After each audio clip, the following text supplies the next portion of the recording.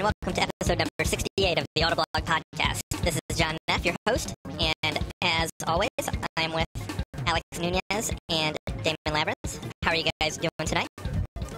So far, so good. Yeah, pretty well so far. Awesome. Well, we're back on track, and we're bringing you another podcast not long after the last one, which is good. Although, surprisingly, we have a lot of good stuff to talk about, so let's hop right into the biggest story, which is, and I'll just dump it out there and we'll talk about it. Motor Trend reported that the Cadillac CTS-V, the next one that's going to come out, is going to have the Corvette Blue Devil engine. And it would basically be a detuned version of the supercharged V8 that the Corvette Blue Devil or Z07 or Corvette SS, whatever you want to call it, will have. And it would produce 600 horsepower, which is the same amount of horsepower as I wrote in the post that the Dodge Viper, the 2008 Dodge Viper, will have. And this is a mid-size or compact luxury sedan stuffed with a 600 horsepower motor.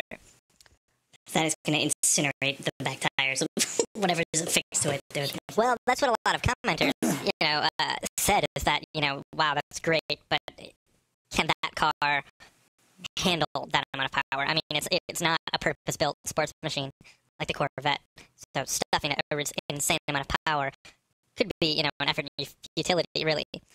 Now, this, I found this out when I got the latest issue of Motor Trend, and I emailed Angus and the boys, and I asked them if I could use the pick, and they were all gracious and really nice, and they let us use their pick. And so I post it, and I get a ping on IM about 20 minutes later from one of my inside sources, and he instantly, the first thing he says is, MT has it all wrong. Oh. And I'm like, what do you mean? And he's like, he said, all right, let me see if I can remember this.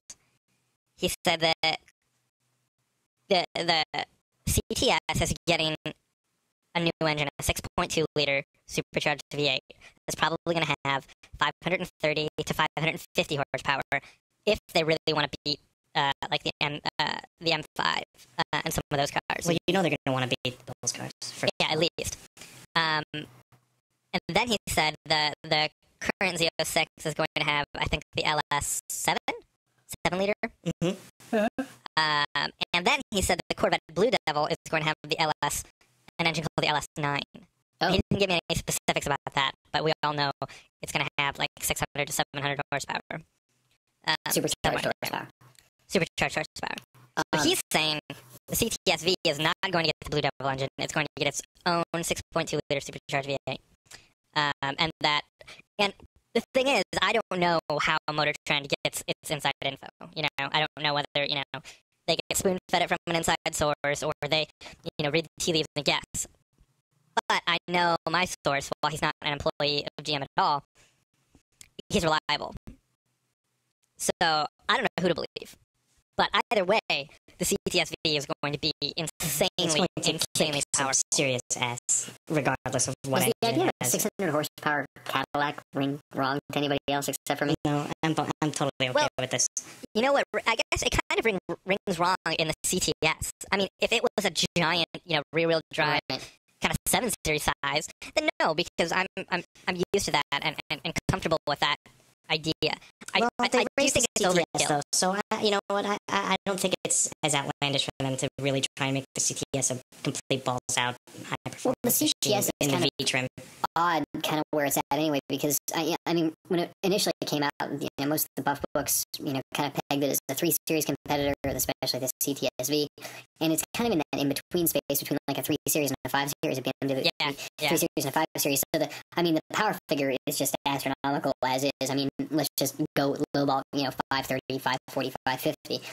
That's still an insane amount of horsepower for a vehicle that, has had problems in the past, especially the last CTS-V, which we've talked about before. So, well, I'm curious what this means for the other V Series cars. The XLR-V, listen, that's on Corvette architecture already. So, right.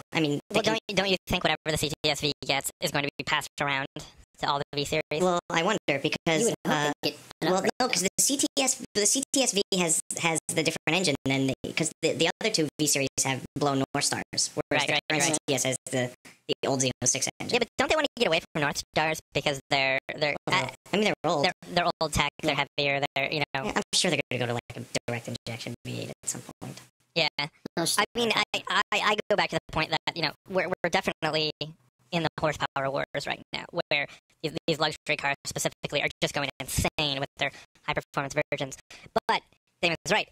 The CTS-V, they're in the CTS. It's in the middle. I mean, if you look at the Audi RS4 and the BMW M3, they're going to have 420 horsepower. The CTS have a size to compete with those, but it's going to be powered to compete with the M5.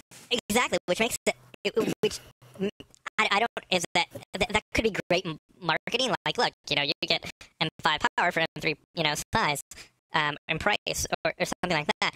But I look at the M3 and the RS4, and I see a balanced machine. And this, I look at, and I see something that could be totally out of hand. Like, yeah, disaster. I really don't think that they're going to put out a product that's going to be totally out of hand.